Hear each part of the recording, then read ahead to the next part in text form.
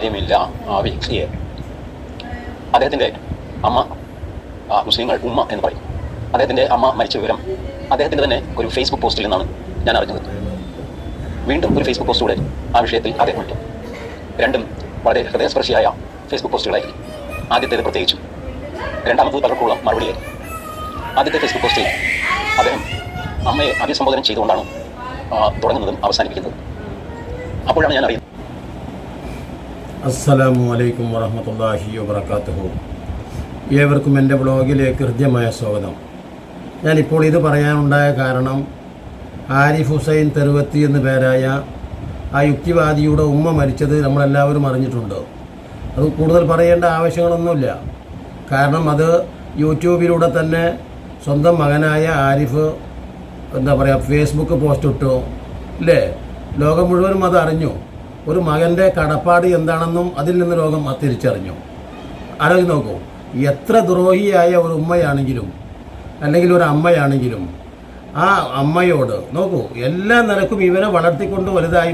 വേണ്ട, എന്നെ 10 മാസം വയറ്റിലിട്ടിട്ടില്ല എന്ന് എന്തായാലും ഇവന് പറയാൻ പറ്റൂലല്ലോ. സാധാരണ ഒരു ഉമ്മയുടെ ഒരു പണിയൊക്കെ അവൻ്റെ ഉമ്മയും ചെയ്തിട്ടുണ്ട്. മകനല്ല എന്ന് പറഞ്ഞില്ല. ആരിഫ് ഹുസൈൻ തെരുവത്തിനെ ഞാൻ നേരിട്ട് കണ്ടിട്ടില്ല. ഒരു യൂട്യൂബിൽ ഞങ്ങൾ തമ്മിൽ ഒരു സംവാദം ഉണ്ടായിരുന്നു. അതെന്തുകൊണ്ടോ ക്ലിക്കായി 10 ലക്ഷത്തിലധികം പേര് കണ്ടു എന്നാണ് ഞാൻ അറിഞ്ഞത്. ഇതല്ലാതെ കാര്യമായൊരു ബന്ധം എനിക്ക് ആരിഫ് ഹുസൈനുമായിട്ട് ഇല്ല. പക്ഷേ ഒരു വ്യക്തി എന്നുള്ള നിലയ്ക്ക് ക്യാരക്ടറുള്ള ഒരു അത്രമാത്രം ബുദ്ധിമുട്ടിയിട്ട് തന്നെയാണ് അവനെയും വളർത്തിയത്.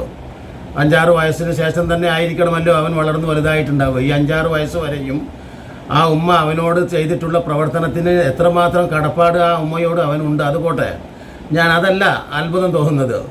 ഒരു കിളവനും വയോധികനുമായ ഒരു എന്താ പറയുക, തുല്യതയില്ലാത്ത ഒരു ചാണകം തലയിലേറ്റിയ വ്യക്തി ഇത് തന്നെ ആയിരിക്കും ഈ ചാണക ബുദ്ധി എന്ന് തന്നെ വേണം പറയാൻ. കാരണം ആരിഫ് ഹുസൈൻ എന്ന് പറയുന്ന ആ യുക്തിവാദി സാധാരണ ഒരു യുക്തിവാദിയാണെങ്കിൽ, ഇപ്പം നമ്മളൊക്കെ പണ്ട് തന്നെ ഇപ്പോഴും കാണാം കലാനാഥൻ, അദ്ദേഹം ഒരു യുക്തിവാദിയാണ്. അതുപോലെ തന്നെ ഒരു എന്താ പറയുക യുക്തിവാദിയായിരുന്നു നമ്മുടെ ജവഹർലാൽ നെഹ്റു. അതോടൊപ്പം തന്നെ സഹോദരൻ അയ്യപ്പൻ ഒരു യുക്തിവാദിയായിരുന്നു. അദ്ദേഹമൊക്കെ ഹിന്ദു വിശ്വാസങ്ങളിലെ എന്താ പറയുക അനാചാരങ്ങളെയും ഒക്കെ എടുത്തു പറഞ്ഞിരുന്നു, അല്ലേ? പ്രത്യേകിച്ച് അദ്ദേഹം മുസ്ലിങ്ങളെ സംബന്ധിച്ച് അദ്ദേഹം പല കവിതകളും രചിച്ചിട്ടുണ്ട്, വളരെ പുകഴ്ത്തിക്കൊണ്ട്. ആ പ്രവാചകനെയൊക്കെ പുകഴ്ത്തിയിട്ടുണ്ട്. ഈ പറയുന്ന യുക്തിവാദിയായ നെഹ്റുവും അത് ചെയ്തിട്ടുണ്ട്. പ്രവാചകനെ പുകഴ്ത്തുകയും ആ മുസ്ലിങ്ങൾക്കിടയിലെ നമസ്കാരത്തിലെ സമത്വത്തെക്കുറിച്ച്, അവർക്കിടയിലെ ആ വ്രതാനുഷ്ഠാനത്തിൻ്റെ മഹത്വത്തെക്കുറിച്ച് ഒക്കെ ഇന്ന് കണ്ടുപിടുത്തങ്ങളുടെ ലോകത്ത് ശാസ്ത്രീയമായിട്ട് സയൻറ്റിസ്റ്റുകൾ തന്നെ പറയുന്നുണ്ട്. അതുപോട്ടെ, അപ്പോൾ മുസ്ലിങ്ങളെ ഇത്രയേറെ നിന്ദിച്ചുകൊണ്ട് നോക്ക്, ഒരു വെറും വൈരാഗ്യ ബുദ്ധിയല്ലാതെ വേറെ ഒന്നും കൊണ്ടു നടന്നിട്ടില്ലാത്ത എന്താ പറയുക ഒരു കുരുത്തം കെട്ട മകനെക്കുറിച്ച് ഈ പറയുന്ന വയോധികനായ ഈ ചാണകസംഖി പറയുന്നത് നിങ്ങൾ കേട്ടോ? ഒന്നുകൂടെ ഒന്ന് കേട്ടു നോക്കൂ.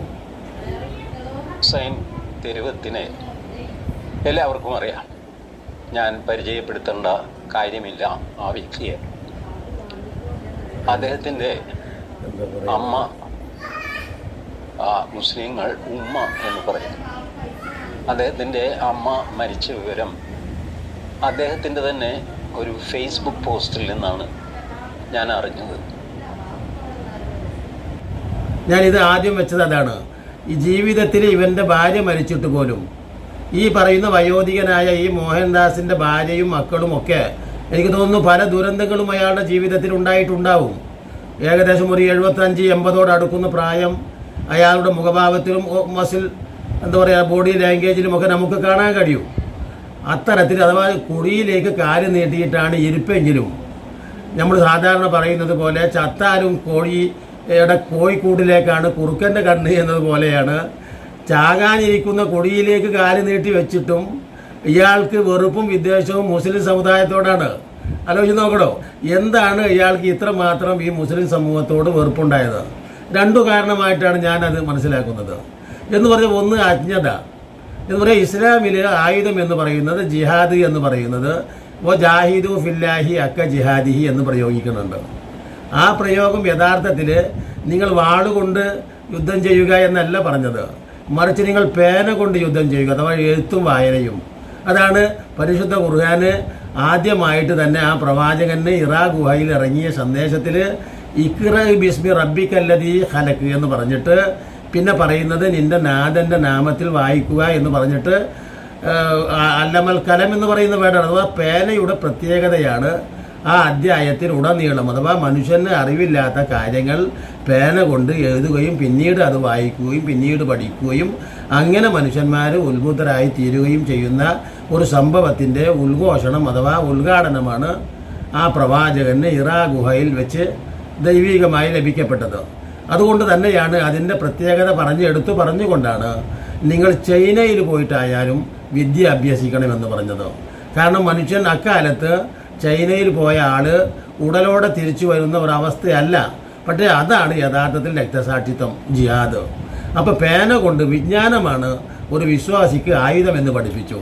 പക്ഷേ ഇവിടെ ഇപ്പുറത്ത് ഈ TJ മോഹൻദാസ് എന്നതുപോലെ തന്നെ ഈ ആരിഫ് ഹുസൈനേക്കാൾ വളരെ മോശമായ ഇവർ പറയുന്ന മറ്റൊരു വല്ലാത്ത രസമുണ്ട്. എന്താ വെച്ചാൽ ഈ മുസ്ലിം സമുദായത്തെ സംബന്ധിച്ച് ഒന്നും ഇവൻ അറിയില്ല. പക്ഷേ ഇപ്പോൾ തന്നെ അവൻ്റെ ആ വീഡിയോക്ക് ലക്ഷങ്ങൾ കവിഞ്ഞിരിക്കുന്നു കാണികൾ. അപ്പോൾ ആ കാണികളെ മുഴുവനും അവൻ വിഡ്ഢിയാക്കുന്നത് എത്രമാത്രം വിദ്വേഷത്തിൻ്റെ വെറുപ്പിൻ്റെ ഉൽപാദനമാണ് അവൻ ലോകത്ത് നടത്തിക്കൊണ്ടിരിക്കുന്നത്. എന്ത് സങ്കടകരമാണ്, ആലോചിച്ച് നോക്കൂ. ഒരു സാക്ഷര സമൂഹത്തിൽ ഇത് ഒരു വടക്കേ ഇന്ത്യ പോലെയുള്ള UP പോലെയുള്ള ഇപ്പോഴും ഇന്ദിരാഗാന്ധിയാണ് പ്രധാനമന്ത്രി എന്ന് വിശ്വസിക്കുന്ന UP പോലെയുള്ള രാജ്യത്തല്ല കേരളത്തിലെ മലയാളികൾ കണ്ടതാണ്.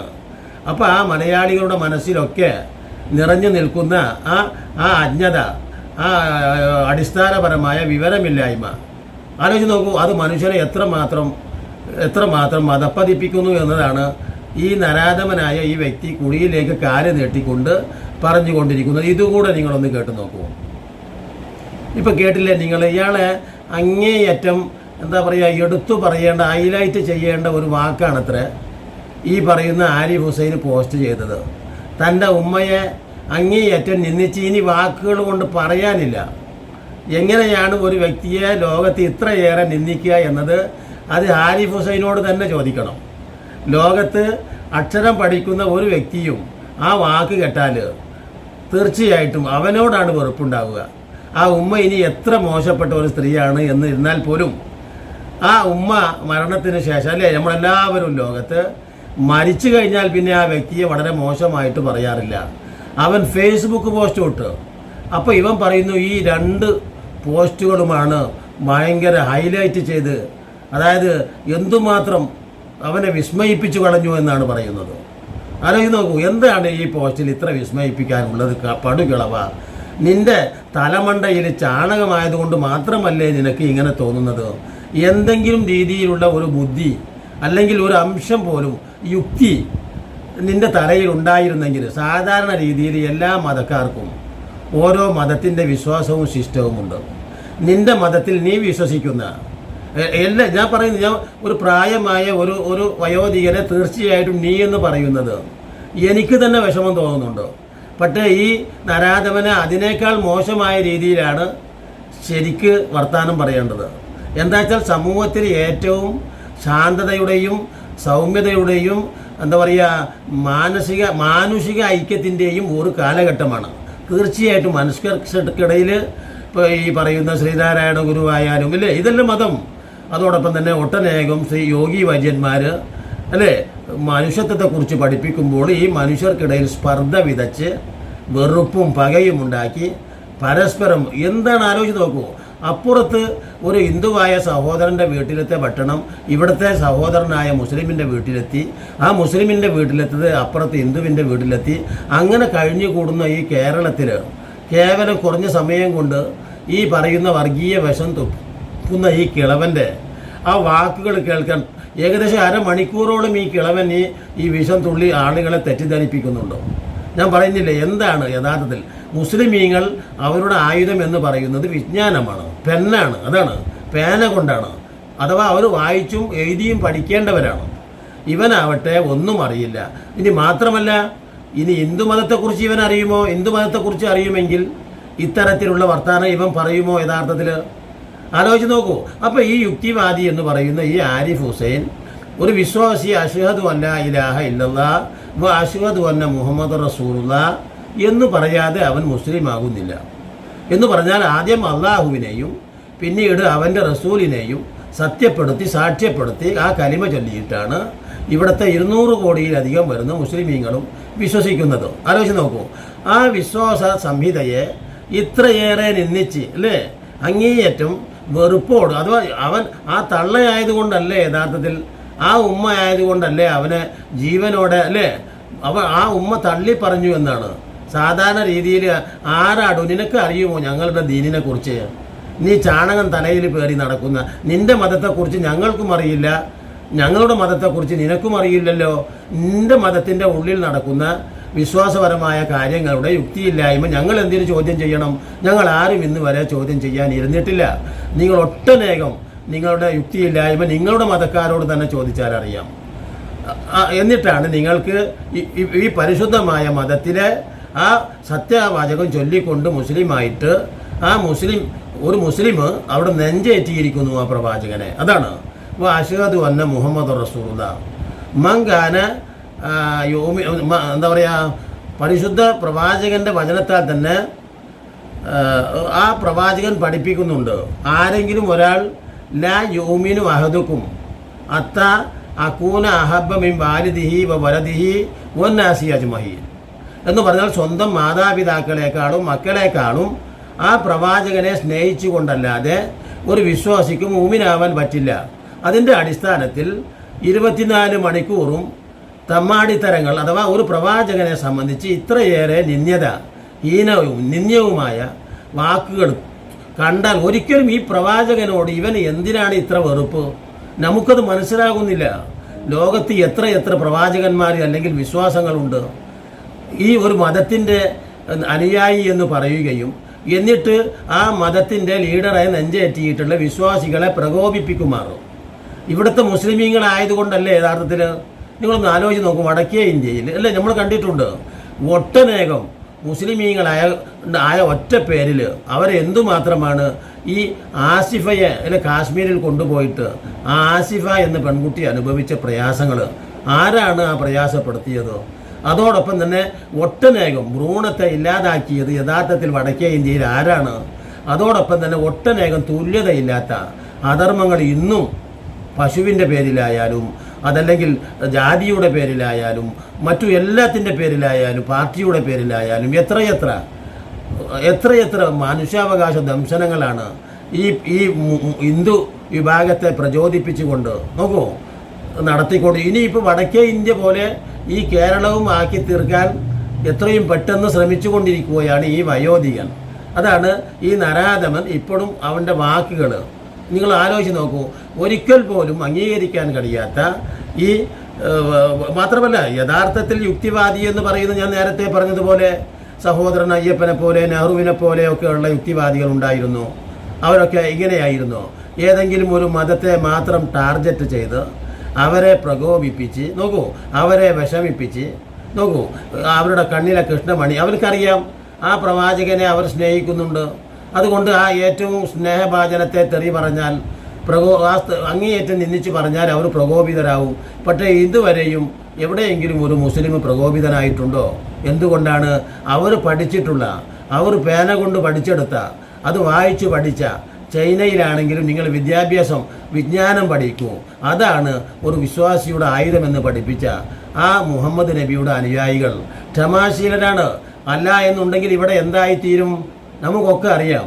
3 കോടിയുള്ള സിഖുകാർക്കിടയിൽ ചെറിയ പ്രശ്നം വന്നപ്പോൾ പോലും ഈ ലോകം അനുഭവിച്ചത് നമ്മൾ കണ്ടു അല്ലേ? അങ്ങനെയെല്ലാം അടിസ്ഥാനപരമായിട്ട് മുസ്ലിമീങ്ങൾ അടിസ്ഥാന ക്ഷമയുള്ള കൈക്കൊള്ളുന്നു എന്ന ഒറ്റ കാരണത്താലാണ് ഈ നരാധമൻ ഇപ്പോഴും ഉടലോടെ ഇവിടെ ജീവിക്കുന്നു എന്നതാണ് ഈ എന്താ പറയുക ഏറ്റവും വലിയ ഈ സമുദായത്തിൻ്റെ ഏറ്റവും വലിയ ക്ഷമ എന്ന് പറയുന്നത്. ഈ നരാധമൻ ഇവിടെ ഉള്ളിടത്തോളം ആ സമുദായം പരീക്ഷിക്കപ്പെടുകയാണ്. ജാമ്യതയാണെങ്കിലും ഈ പറയുന്ന നരാധമനാണെങ്കിലും അപ്പുറത്ത് വേറൊരു ലിയാക്കത്തുണ്ട് അവനാണെങ്കിലും ഈ മുസ്ലിമീങ്ങളുടെ ക്ഷമക്കും അവിടെ സഹിഷ്ണുതക്കും കെ എ ജബ്ബാർ മുതൽ അവർ ജീവിക്കുന്നു എന്നത് തന്നെയാണ് യഥാർത്ഥത്തിൽ ആ സമുദായത്തിൻ്റെ ഏറ്റവും വലിയ സഹിഷ്ണുതയും ക്ഷമയും എന്ന് പറഞ്ഞുകൊണ്ട് ഇനിയും നല്ല നല്ല വീഡിയോകളുമായി നിങ്ങളെ കണ്ടുമുട്ടുന്നതുവരെ നിങ്ങൾക്ക് നന്ദി.